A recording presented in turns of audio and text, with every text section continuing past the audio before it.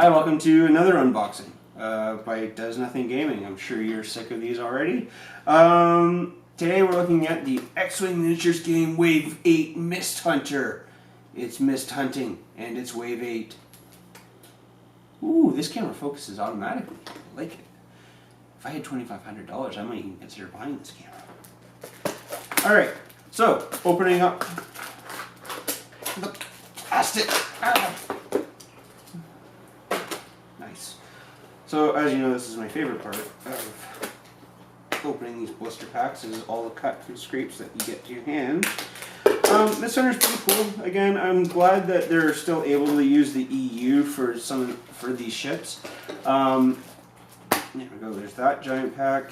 Oh, there's the maneuver dial. We'll take a look at that in a minute. Probably start with, well, we won't start with that. We'll always do what we start with. Okay, here's the Misthunter. I gotta say, from a design perspective, I'm not the biggest fan of this ship. I think it looks silly. Sacrilege to some, truth to others. Your values may vary. The cool thing is it's a small base ship. It's always good. Alright, let's take a look at this thing. I'd rather not. Alright.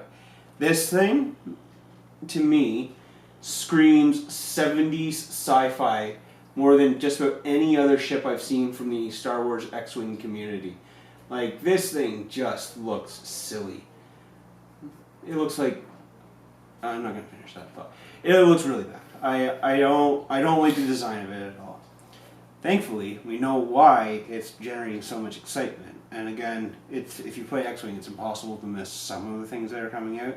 But we'll get into it right about soon. Let's talk about the G1A maneuver dial. Let's take a look. Well, it only goes up to 4, so it's not Spinal Tap approved. For green maneuvers, you've got the same kind of thing that Scum always does. This is why I'm not a big Scum fan. You've got 1 banks that are green, and then your 1 forward, 2 forward, and 3 forwards are all green. You've got a 3K and a 4K that are red. Your 1 turn is red. Your 3 bank is red. And your 4 forward is white. Not the most maneuverable ship in the world. But I know it comes with some pretty freaking awesome upgrades. So let's get into that, because those maneuver dials are not anything to write home about.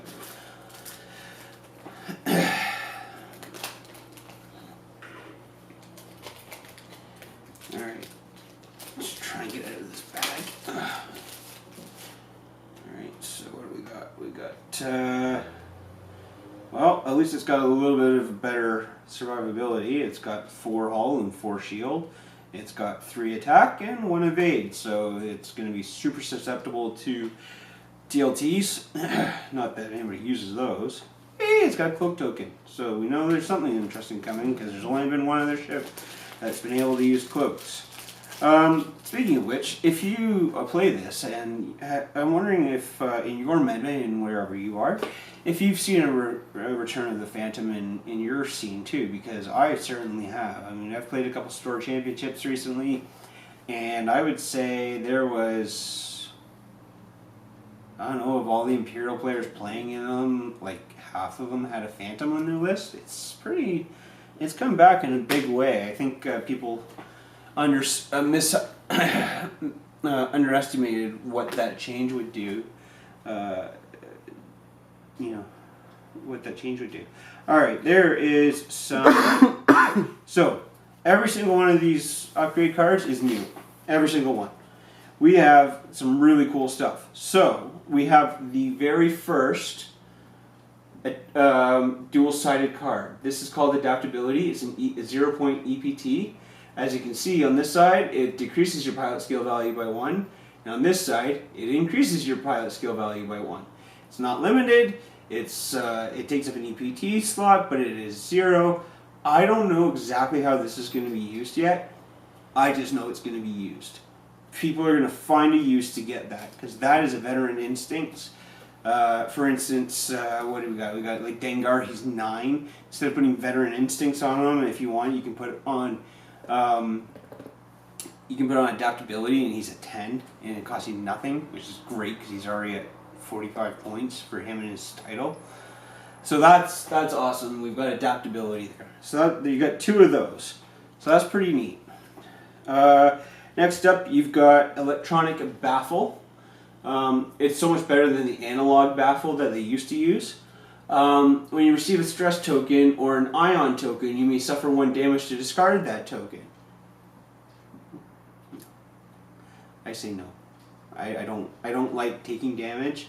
I don't like taking damage to discard stress. I don't like taking damage in a world where there are stress bots and Y-wings with stress bots on them, and I don't like it. I know it's exciting for some people, not exciting for this player. Not my play style, not my interest, don't like it. But it's a sensor thing and it's 1 point, so it keeps you alive a little bit longer for the limited amount of greens on here. Maybe it helps. I'm going to leave that one for now. I'm going to leave that one for now. I'm going to leave that one for now. So we're going to go on to some of the crew cards that came with it, because I'm holding off on the cool things here. It's called teasers. First up, we have Forlong, and I think we should just call him Forlorn. But anyways, Forlong. When attacking during the modified attack dice step, you may receive an ion token to choose one of the defender's focus or evade tokens. That token cannot be spent during this attack. You really, I mean, in a world of juke and crack shot, is taking an ion token a good idea? Do you ever want to take an ion token? Again, somebody explain to me. This is why I'm not a big scum player. Not a big fan of that kind of thing. Up next, Zuckuss.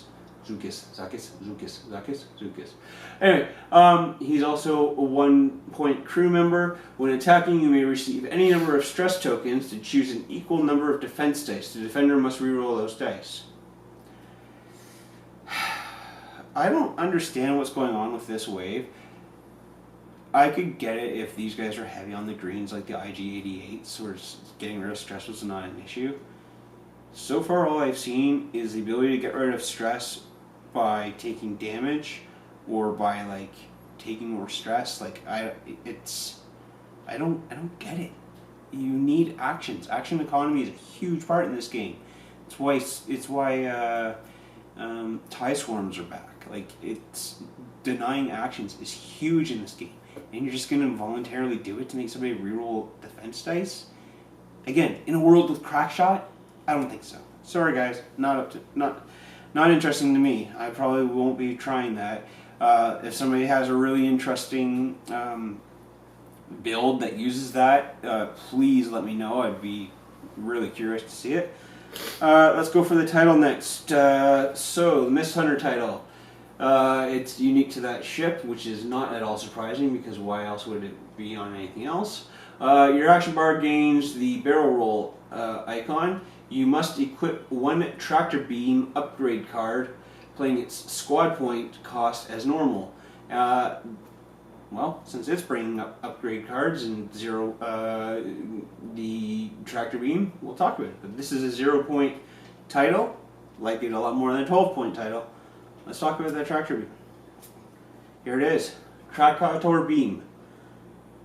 We got this here. So, tractor beam. If this attack hits, the defender receives 1 tractor beam token, then cancels all dice results. Oh, let's find out what that exactly means, because we've got the dual upgrade cards, gotta keep that. Decloak, don't care. Modification status, don't care. Ion token, don't care. Tractor beam token.